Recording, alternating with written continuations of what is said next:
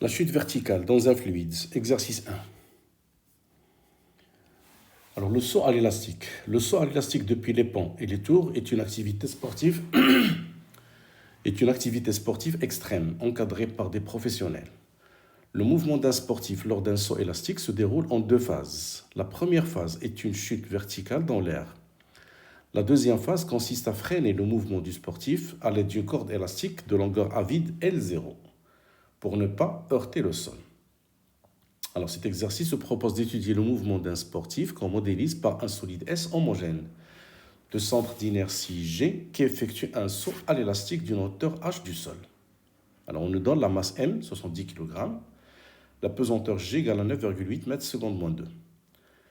Au cours de cette première phase de chute, le solide S est soumis à son poids P et à la force de frottement fluide F égale lambda fois V puissance N. Lambda est une constante positive, V c'est la vitesse instantanée du centre d'inertie G. N c'est un nombre sans unité. On néglige la poussée d'Archimède et l'action de la corde devant les autres forces et on étudie le mouvement de G dans le repère OK, lié à la Terre, référentiel terrestre considéré comme galiléen. Alors, première question, établir l'équation différentielle. Alors, pour déterminer l'équation différentielle, on va appliquer la deuxième loi de Newton.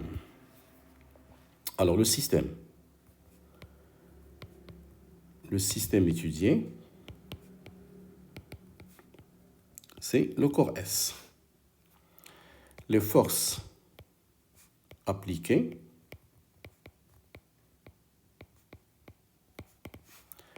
alors on a P qui est égal à M fois G, c'est le poids, et la force de frottement fluide d'intensité lambda fois V puissance N et de sens opposé au vecteur unitaire K de l'axe OZ, qui est orienté vers le bas. Alors après, on va appliquer la deuxième loi de Newton. P plus petit f égale la masse fois l'accélération. Et on projette sur l'axe OZ. La projection de P c'est mg. F c'est moins lambda fois V puissance N égale la masse fois l'accélération AZ. Qu'on va remplacer par d de V sur dt. Ce qui donne mg moins lambda fois V puissance N égale la masse fois la dérivée de la vitesse sur dt.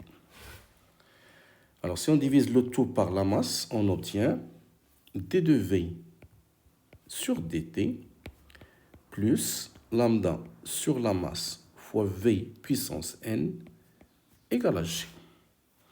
Et on trouve l'équation différentielle vérifiée par la vitesse. L'équation différentielle vérifiée par la vitesse.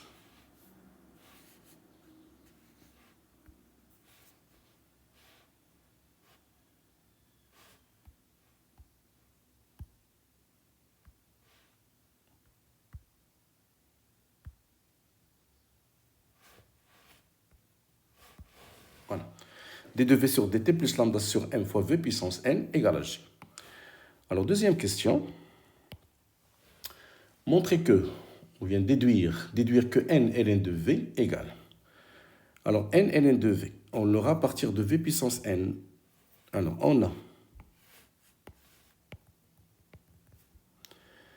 on a d de V sur dt plus lambda sur m fois V puissance N égale à G. Ce qui est équivalent à lambda sur m fois V puissance N égale à G moins d de V sur dt. Alors, on a lambda et m positif, la vitesse puissance n est positive, donc on peut appliquer le ln. ln de lambda sur m fois v puissance n égale à ln de g moins d de v sur dt. Ce qui est équivalent à ln de lambda sur m plus ln de v puissance n égale à ln de g moins d de v sur dt. Alors, ln de v puissance n égale à moins ln de lambda sur m plus ln de g moins dérivée de vitesse sur dt. Alors, ln de v puissance n, c'est n fois ln de v. ln de lambda sur m, c'est moins ln de lambda de m sur n, de m sur lambda. Donc, c'est ln de m sur lambda plus ln de g moins d de v sur dt. Et on trouve l'expression demandée.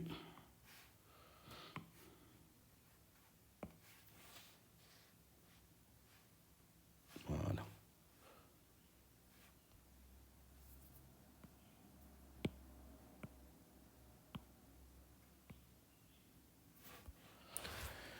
Donc, n fois ln de v égale à ln de m sur lambda plus ln de g moins d de v sur dt. Question 3.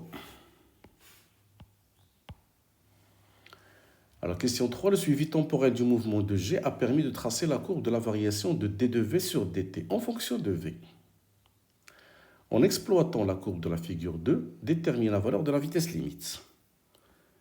Alors, la courbe 2 de la dérivée de la vitesse en fonction de la vitesse est représentée sur cette courbe. Alors, à partir de cette courbe, on cherche la vitesse limite. Question 3.1. Alors, détermine la vitesse limite. Alors, pour v égale à v limite, c'est-à-dire en régime permanent, on a d de v sur dt égale à 0. Et ça correspond à ce point, d de v sur dt égale à 0. Donc, la vitesse limite, c'est ici. Donc, graphiquement,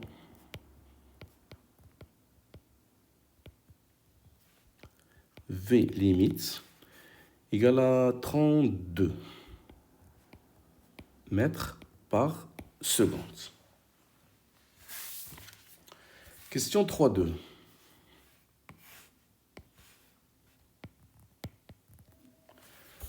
Question 3.2, montrer que n égale à 2. Alors, pour montrer que n égale à 2, on va utiliser l'expression de la question 2. Alors, on a n fois ln de v égale ln de la masse sur lambda plus ln de v, de g plutôt, moins d de v sur dt. Et on va prendre 2 points sur la courbe. Alors, le premier point, ça correspond à la vitesse limite. Donc, n fois la vitesse ln de v limite égale à ln de la masse sur lambda plus ln de g. d de v sur dt égale à 0 pour v limite. Ici, on prend un autre point. Si on prend un autre point, ln, n fois ln d'une vitesse v égale à ln de la masse sur lambda plus ln de g moins d de v sur dt. On va prendre un autre point, on va remplacer ici la vitesse et sa dérivée. Et on aura un système. Alors, si on le remplace en valeur numérique, donc n fois ln de 32 égale à ln de la masse sur lambda plus ln de 9,8. Et si on choisit un autre point, si on choisit ce point, d de v sur dt égale à 6 et v égale à 20. Alors, n fois ln de 20 égale à ln de la masse sur lambda plus ln de 9,8 moins 6. Alors, la relation 1, la relation 2. Alors, si on fait la différence entre ces deux relations, 1 moins 2, ça donne quoi? N fois ln de 32 moins ln de 20 égale ln de 9,8 moins ln de 9,8 moins 6.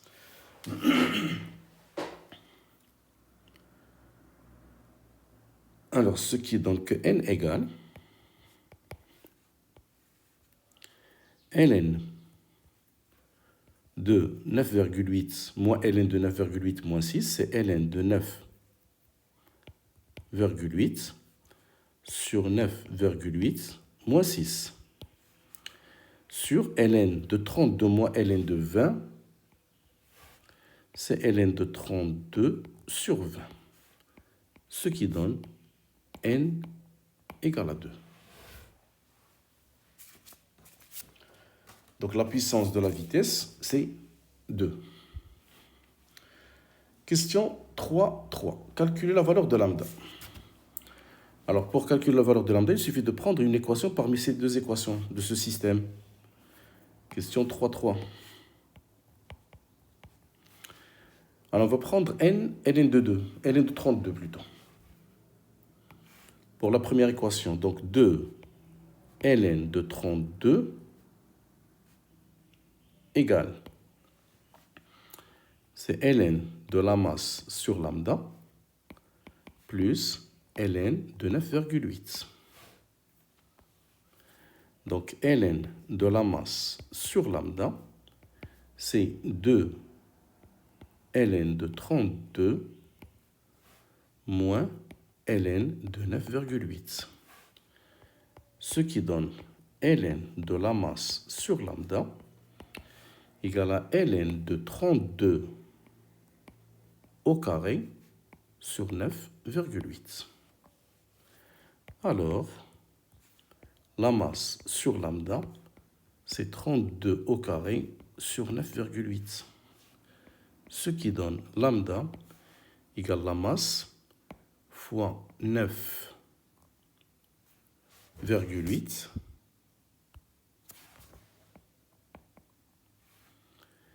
sur 32 au carré. Sur 32 au carré. Et ça donne 0,67 en système international. Alors pour déterminer son unité, on peut faire une analyse dimensionnelle. On a lambda, c'est la force sur la vitesse au carré. Ce qui donne que les dimensions de lambda, c'est le newton sur mètre seconde moins 2. On peut remplacer newton par le kilogramme, d'après la deuxième loi de Newton, fois mètre par seconde carré, au fois mètre seconde moins 2 au carré. C'est mètre carré seconde moins 2.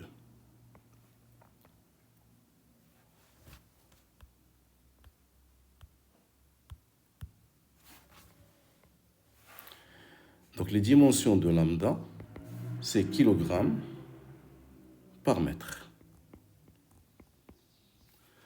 Ce qui donne lambda égale à 0,67 kg par mètre. Question 4. Alors, à la question 4, on va appliquer la méthode de l'air. La résolution de l'équation différentielle établie dans la question 1 est obtenue par la méthode de l'air. Un extrait de la feuille de calcul. Un extrait de la feuille de calcul est représenté dans le tableau ci-dessous. Alors, le tableau qu'on cherche, c'est ici.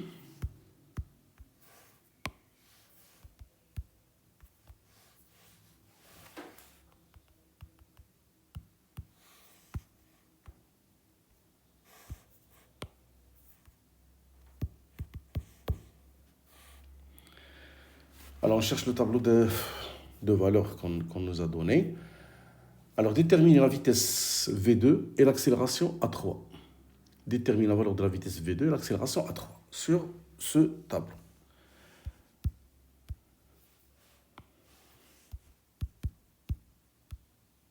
Voilà, ici on a le tableau. On cherche la vitesse V2 et l'accélération A3. Alors, on va commencer par les équations de l'air. Alors, les équations de l'air sont... Alors, la première équation, c'est l'équation différentielle. Alors, on a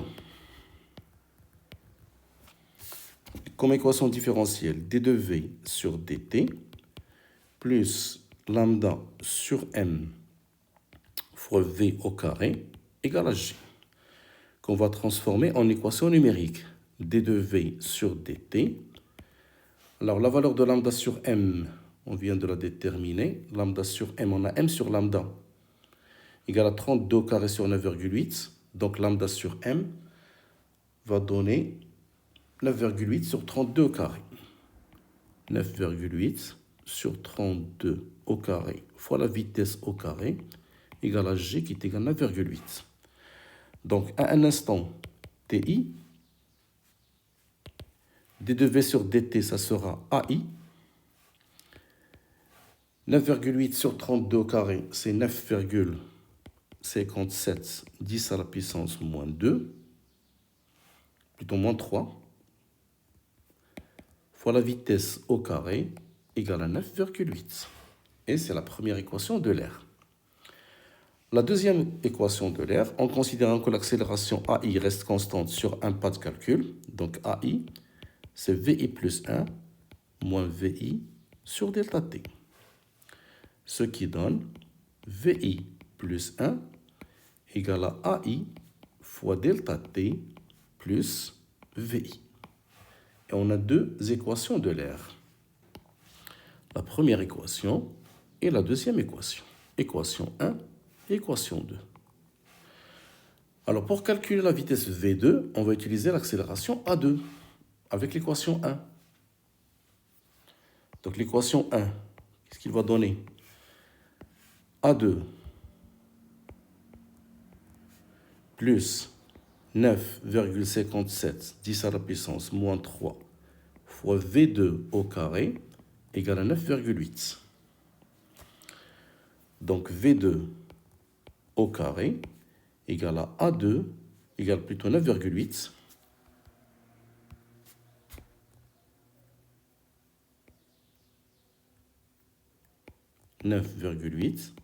Moins A2 sur 9,57 10 moins 3. Donc si on remplace A2 par sa valeur, on a A2 égale à 9,67. Donc 9,8 moins 9,67 sur 9,57 10 à la puissance moins 3, qui est égal à 13,58.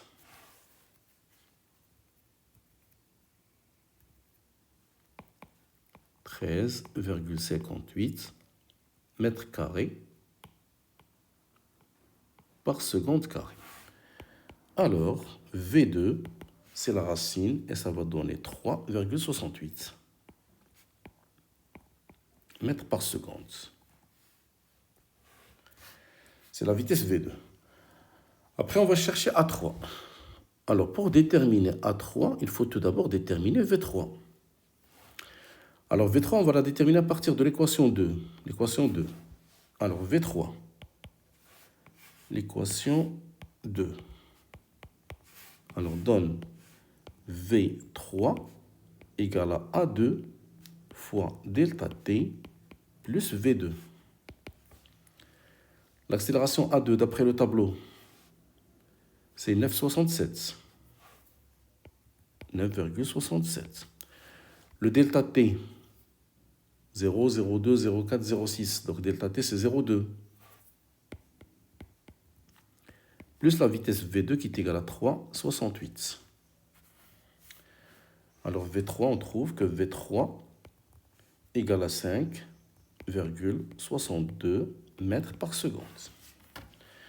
Et à partir de V3, on peut déterminer A3 en utilisant l'équation 1. Alors, on a A3 égale, d'après l'équation 1, A3, c'est 9,8 moins 9,57 10 à la puissance moins 3 fois V3 au carré. Et on remplace V3 par 5,62, ce qui donne 9,8 moins 9,57 10 à la puissance moins 3 fois 5,62 au carré. Et on trouve A3 est égal à 9,49 mètres seconde moins 2.